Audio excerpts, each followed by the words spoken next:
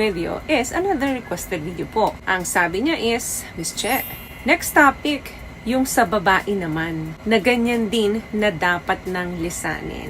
Okay, sa mga hindi pa po nakapanood ng video na ginawa ko is dito po.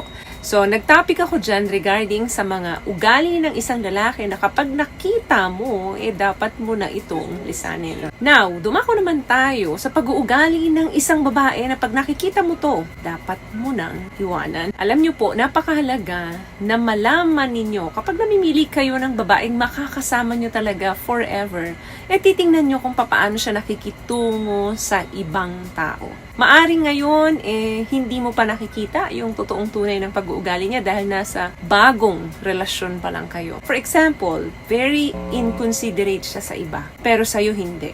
Nako, ang bad news dyan, habang tumatagal kayo, yung mga negative na makikita mo sa isang babae, kung paano siya makitungo sa ibang tao, ay magiging pakikitungo niya rin sa'yo kapag kayo ay nagtagal. Now, here are some specific behavior ng isang babae na indication na dapat mo nang pakawalan or lisanin ang babaeng ito. Number 1, lack of empathy and disrespectful. Kapag ang isang babae ay patuloy ka ng dinidisrespect, minamaliit niya na yung feelings mo, ini-invalidate niya na yung mga opinion mo, ang daming nangyayari sa buhay mo na mga pagsubok, pero hindi mo siya naaasahan na suportahan ka dito. Ang dami mong ups and down na pinagdadaanan pero hindi mo nararamdaman ang kanyang awa or ang kanyang empathy. Isang senyales yan na ang inyong relasyon ay nasa unhealthy and unsustainable.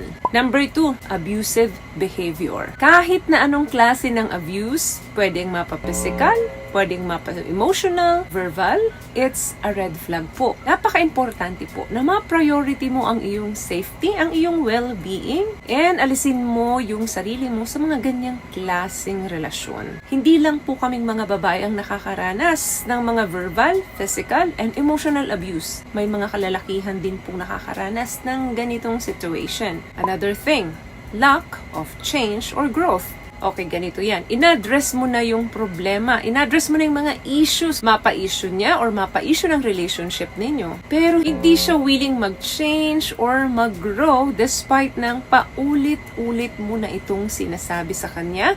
And sa tingin mo, tama naman ang approach mo. Wala ka namang sinabing masama na ikasasama ng pakiramdam niya. Kapag wala nang pakialam ang babae sa mga sinasabi mo, indication na yan na wala nang commitment ang babae sa'yo at sa relasyon niyo.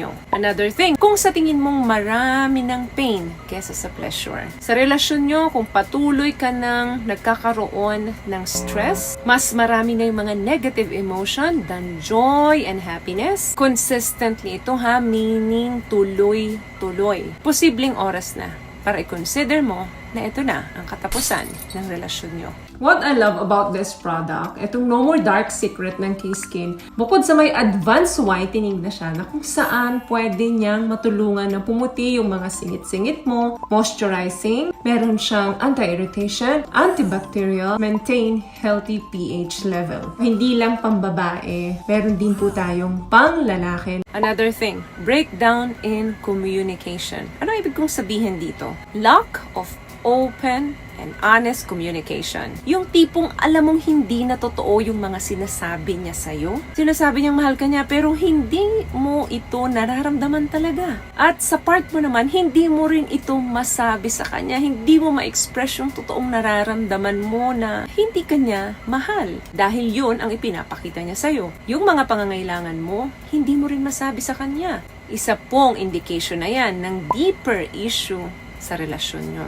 Ang relationship, kapag ito ay totoo at matibay, nandoon dapat ang open and honest communication. Pero kapag hindi ito ang nakukuha mo sa relasyon, hindi magandang senyales yan na meron kayong healthy relationship. Another thing, lack of physical intimacy. Ang mga kalalakihan po, kailangan nilang mag-connect talaga sa partner nila in order for them na mas lalo nila itong mahalin at maintindihan or ma-express talaga ninyo ang tunay na pagmamahal ninyo sa isang babae sa pamamagitan ng pakikipag-intimate sa kanila. Sa pamamagitan nito, nararamdaman nyo na connected kayo sa mga partner nyo. Pero kapag ito ay kulang na or minsan wala na, sign na yan na nasa unhealthy relationship na kayo. Another thing, mas madalas siyang nag-spend ng oras, ng effort, ng panahon niya sa iba kesa sa'yo. Kung mas marami na siyang oras, effort na ibinibigay sa mga kaibigan, sa family, at the spends of time with you, pwedeng senyales na yan na wala ng interest sa'yo ang babae. Another thing, lack of future vision. Nararamdaman mo na wala na siyang vision para sa inyong dalawa. At maririnig mo yun sa pananalita niya. Nararamdaman mo palaging ako, hindi na kami or hindi na tayo. Meaning, sinusolo niya na yung mga goals and plan niya, inaalis ka na niya sa picture. At hindi na siya nag-e-expect anything from you. Kailangan, tanggapin mo na ang relasyon nyo ay tapos na. Always remember po, letting go can be difficult. Hindi madaling magparaya or bumitaw sa isang relasyong iningatan mo at binuo mo. Pero napakahalaga po para sa iyong well-being na i-priority ang iyong mental at ang iyong emotional health and move on from relationship that isn't serving you. So, may nakuha ka bang tips sa mga napag-usapan natin ngayon? At kung nagustuhan mo ang ating video, please give it a thumbs up, comment down below, and also share this video na rin po sa mga kaibigan sa tingin nyo matutulungan ng video natin. Once again, palagi po kayong mag-iingat at palagi po kayong manalangin. Thank you guys for watching and see you in our next one. Always love yourself and be a blessing. Bye!